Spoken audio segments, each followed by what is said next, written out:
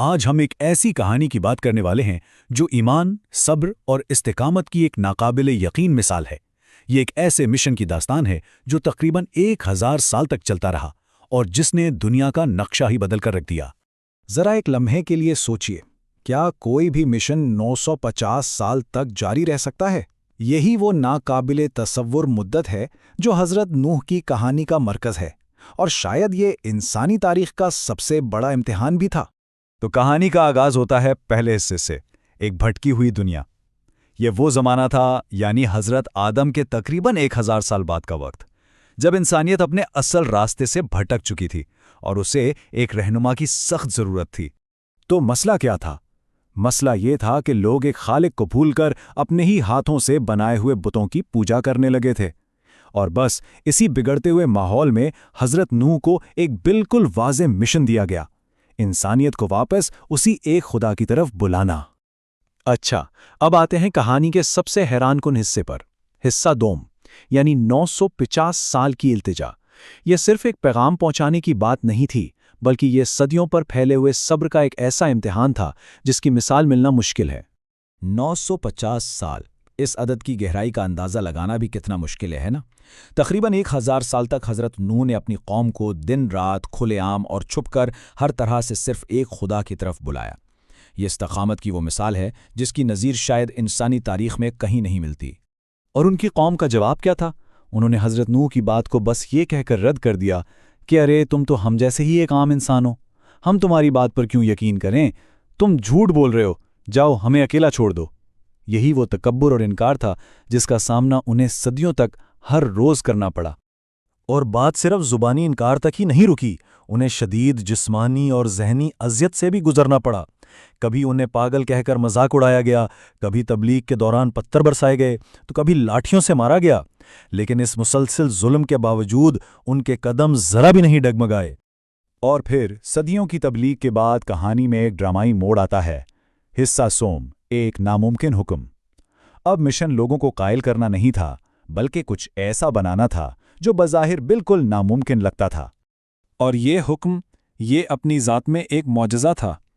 پہلا قدم تھا درخت لگاؤ، دوسرا قدم 100 سال سے بھی زیادہ ان کے بڑے ہونے کا انتظار کرو، اور آخری اور سب سے عجیب قدم، اسی لکڑی سے سمندر سے میلوں دور ایک پہاڑ کی چوٹی پر ایک بہت بڑی کشتی تیار کرو۔ یہ عقل سے بالا تر خالصتاً ایمان کا امتحان تھا۔ ظاہر ہے جو لوگ انکار کر رہے تھے ان کے لیے تو یہ مذاق اڑانے کا ایک بہترین موقع تھا۔ وہ طنز کرتے، یہ بوڑھا آدمی پہاڑ پر کشتی بنا رہا ہے، اسے سمندر تک کیسے لے جاؤ گے؟ ان کی نظر میں یہ اس بات کا پکا ثبوت تھا کہ حضرت نوح اپنا ذہنی توازن کھو چکے تھے۔ اور اب ہم کہانی کے عروج پر پہنچتے ہیں۔ حصہ چہارم، پاک کرنے والا سیلاب۔ صدیوں کے انتظار، تضحیق اور محنت کے بعد آخر کار وہ لمحہ آ گیا جس کا وعدہ کیا گیا تھا۔ اور سیلاب کا آغاز بھی ایک بہت ہی غیر معمولی نشانی سے ہوا۔ پانی آسمان سے یا دریاؤں سے نہیں آیا، بلکہ ان کے اپنے گھر کے چولہے سے ابلنا شروع ہو گیا۔ یہ ایک خدائی اشارہ تھا کہ اب وقت آ گیا ہے۔ یہ کشتی صرف چند انسانوں کی پناہ گاہ نہیں تھی، بلکہ یہ پوری دنیا کی زندگی کو بچانے کا ایک ذریعہ تھا۔ اس پر حضرت نوح، ان کا خاندان، تقریباً 80 مومنین کا ایک چھوٹا سا گروہ اور زمین پر رہنے والے ہر جانور، پرندے اور کیڑے کا ایک ایک جوڑا سوار ہوا۔ مقصد یہ تھا کہ ایک نئی پاک دنیا کے لیے زندگی کو محفوظ کیا جائے۔ شاید اس کہانی کا سب سے المناک لمحہ وہ تھا جو حضرت نوح اور ان کے اپنے بیٹے کے درمیان پیش آیا۔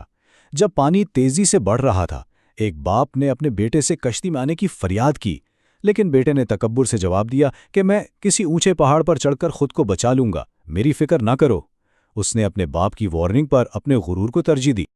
اور پھر ایک ہی لمحے میں پہاڑوں سے بھی اونچی ایک لہر اٹھی۔ اس نے ان تمام لوگوں کو اپنی لپیٹ میں لے لیا جنہوں نے اس تنبیہ کو جھٹلایا تھا، بشمول حضرت نوح کے بیٹے اور ان کی بیوی کے۔ یہ قدرت کی طاقت کا ایک ہولناک نظارہ تھا۔ اس زبردست تباہی کے بعد کہانی بقا اور امید کا رخ کرتی ہے۔ حصہ پنجم، انسانیت کا دوسرا موقع۔ اب نظریں سیلاب کے بعد کی اس نئی دنیا پر ہیں جو منتظر تھی۔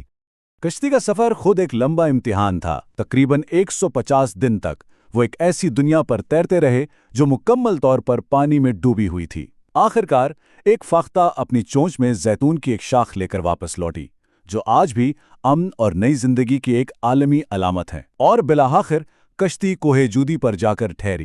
جب بچ جانے والے کشتی سے باہر آئے تو وہ ایک پاک صاف زمین پر قدم رکھ رہے تھے۔ وہ ایک طرح سے انسانیت کے دوسرے باپ اور ماں بن گئے، جنہیں نسل انسانی کو دوبارہ آباد کرنے کا کام سونپا گیا تھا۔ یہ ایک مکمل تجدید کا لمحہ تھا۔ تو یہ کہانی ہمیں ایک آخری گہرے سوال کے ساتھ چھوڑ جاتی ہے۔ مکمل تباہی اور پھر مکمل تجدید کی یہ داستان، بے مثال صبر اور اٹل ایمان کی یہ کہانی آج کی دنیا کے لیے کیا معنی رکھتی ہے؟ یہ ایک ایسا سوال ہے جو ہم سب کو سوچنے پر مجبور کرتا ہے۔